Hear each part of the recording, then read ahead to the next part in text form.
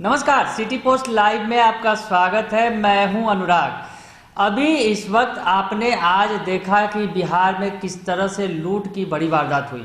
मतलब बिहार में 10 करोड़ की लूट हो गई। लॉ एंड ऑर्डर पर सवाल उठ रहे हैं बिहार के अंदर, और इस लॉ एंड ऑर्डर पर उठते हुए सवालों के बीच, सुलगते हुए सवालों के बीच विपक्ष जहां घेर रहा है सरकार को, इस बीच एक और बड़ा सवाल जो है नीतीश सरकार में उठ रहा है कि आखिर नीतीश सरकार के कैबिनेट की बैठक क्यों नहीं हो रही है।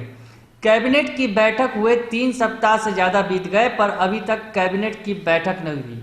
दरअसल जब कैबिनेट का गठन हुआ उसके तुरंत बाद एक बैठक आयोजित की गई थी, जो औपचारिक तौर पर आयोजित की गई थी। दरअसल उसके बाद विधानसभा सत्र को लेकर कैबिनेट का मुहर लगना था, इस वजह से वो बैठक आयोजित की गई थी।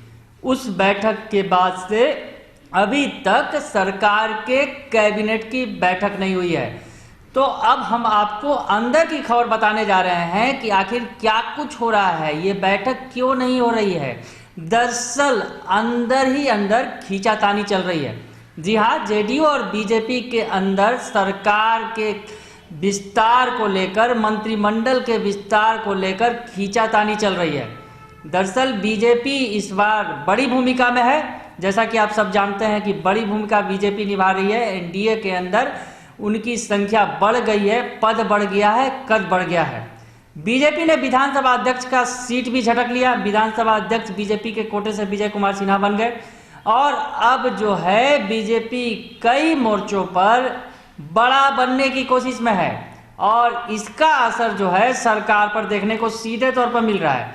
कैबिनेट की बैठक नहीं हो रही है, सरकार में पेच फंसा हुआ है कैबिनेट विस्तार को लेकर कि नीतीश कैबिनेट का आखिर विस्तार कब होगा। सुशील मोदी का जो पेच लगा हुआ था वो तो सुलझ गया, सुशील मोदी चले गए राज्यसभा में।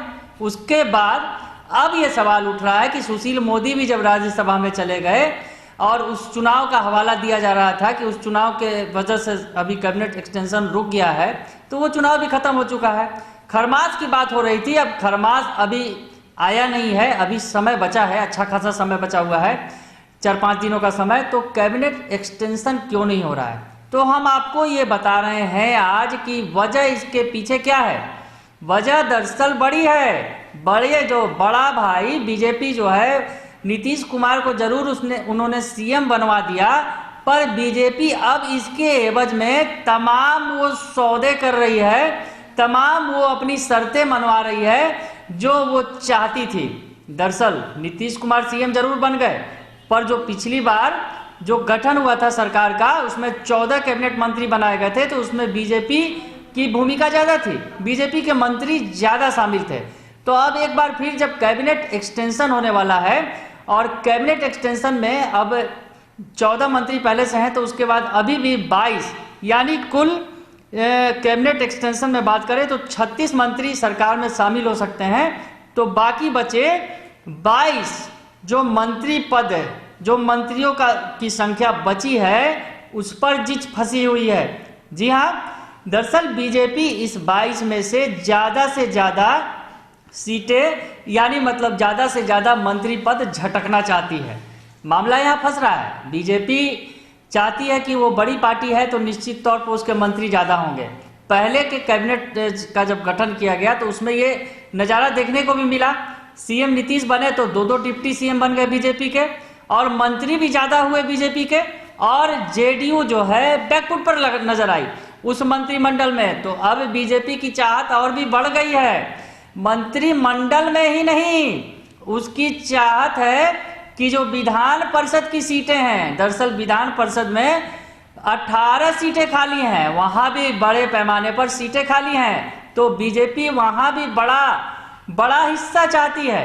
दरअसल कुछ गणित ऐसा है, हम आपको बताएंगे कि पूरी बात, पर बता दें कि मंत्रिमंडल में जो पेच फंसा हुआ है उसमें कैबिनेट में 14 मंत्री हैं फिलहाल, और जेडीयू के एक मंत्री मेवालाल चौधरी का इस्तीफा हो चुका है। तो मतलब अभी 14 हैं और 22 जो है जगह खाली है। अभी जो वर्तमान में अगर बात करें तो बीजेपी के साथ जेडीयू के 5 और हम और जो विकासशील वीआईपी है उसके एक मंत्री हैं। तो हम और विकासशील इंसान पार्टी की बात तो छोड़ दें, उन्हें ज़्यादा कुछ मिलने नहीं जा रहा है कैबिनेट एक्सटेंशन में, पर बात बीजेपी और जेडीयू के बीच ही अटक रही है कि वो बीजेपी जो है इसमें इन 22 सीटों में ज़्यादा से ज़्यादा बड़ी हिस्सेदारी चाह रही है मंत्रिमंडल में। ये बातें सामने आ रही है। उसके अलावा हमने आपको बताया कि विधान परिषद में भी पेच फंस रहा है। दरअसल विधान परिषद में 18 सीटें खाली हो गई हैं और अभी का जो संख्या बल है विधान परिषद के अंदर, हम आपको बताते हैं कि क्या है। अभी विधान परिषद में 75 सीटें हैं। 75 में अभी जेडीयू विधान परिषद में सबसे बड़ी पार्टी है। जेडीयू के पास 23 सीटें हैं, बीजेपी के पास 18। मतलब जेडीयू के बाद बीजेपी का नंबर है, उसके बाद आरजेडी 6 सीटों के साथ तीसरे नंबर पर है। तो अब यहाँ पर जो है बीजेपी की मंशा है कि वो विधान परिषद में तो बड़ी पार्टी, विधानसभा में तो बड़ी पार्टी बन ही गए हैं, उनके ज़्यादा विधायक हो गए हैं। अब बीजेपी के अंदर ये मंशा भी पल रही है कि कहीं ना कहीं विधान परिषद में भी वो बड़ा भाई बन जाए।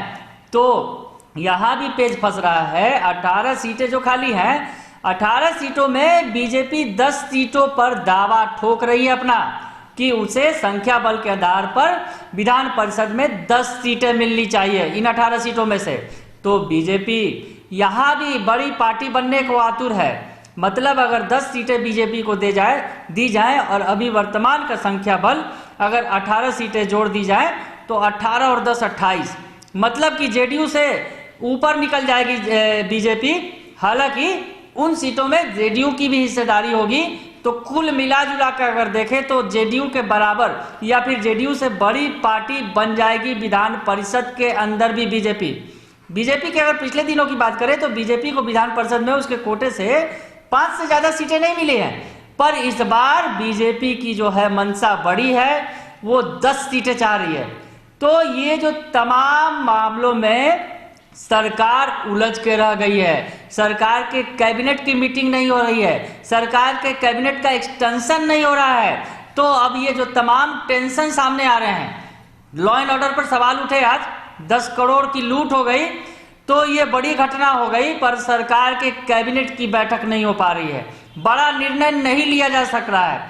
नीतीश कुमार लगातार धड़ाधड़ लॉ एंड ऑर्डर और तमाम विभागों की समीक्षा जरूर कर रहे हैं, पर जो है घटनाएं घट रही हैं, बड़ी घटना हो रही है, पर सरकार के अंदर पेच फंसा हुआ है। सरकार के अंदर पेच फंसा हुआ है तो कहीं ना कहीं ये समझा जा सकता है कि सरकार का काम रुका हुआ है, सरकारी काम नहीं हो रहे हैं, आदेश जारी नहीं हो रहे हैं, तमाम जो बातें रुकी हुई हैं। कैबिनेट की बैठक जो परंपरा रही है, हर सप्ताह में कैबिनेट की बैठक आयोजित की जाती है और पिछले 3 सप्ताह से जो सरकार के गठन के बाद औपचारिक तौर पर कैबिनेट की बैठक की गई और उसके बाद बैठक हुई ही नहीं।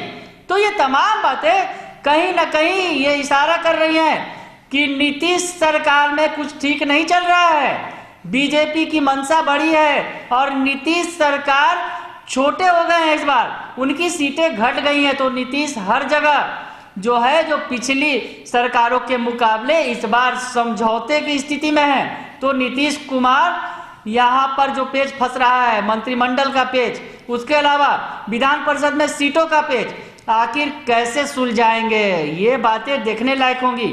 आने वाले दिनों में सामने सब कुछ आ जाएगा, पर पेच अभी फंसा हुआ है। नीतीश कुमार फंसे हुए हैं, इधर लॉ एंड ऑर्डर पर फंस गए और उधर बीजेपी सरकार के अंदर फंसा रही है। और बीजेपी यहाँ ये भी नहीं छोड़ रही है। लॉ एंड ऑर्डर पर जब सवाल उठे तो संजय जायसवाल जो प्रदेश अध्यक्ष, उन्होंने सवाल खड़े कर दिए और कहीं ना कहीं ये बात भी उठ रही है कि गृह मंत्रालय नीतीश कुमार के पास है, तो लॉ एंड ऑर्डर में अगर कुछ भी होता है तो वो जिम्मा नीतीश के ही मत्थे आता है। तो ये तमाम बातें हो रही है। और आज जो बीजेपी विधायक ने दरभंगा की घटना के बाद भी कहा कि लॉ एंड ऑर्डर पर उन्होंने भी सवाल उठाए और विधि व्यवस्था पर कहा कि सब कुछ ठीक नहीं है। तो ये तमाम बातें बीजेपी के अंदर से भी उठ रही हैं, विपक्ष का भी सामना करना पड़ रहा है नीतीश कुमार को। तो इन तमाम दावों के बीच में, तमाम विरोधों के बीच में नीतीश कुमार को सरकार का गठन करना है, मतलब कैबिनेट का एक्सटेंशन करना है और सीटों का बंटवारा भी करना है। अब देखने वाली बात होगी कि आगे क्या कुछ होता है। अगर आपको हमारी ये खबर अच्छी लगे तो इसे जरूर लाइक करें, सब्सक्राइब करें और शेयर करना ना भूलें। धन्यवाद।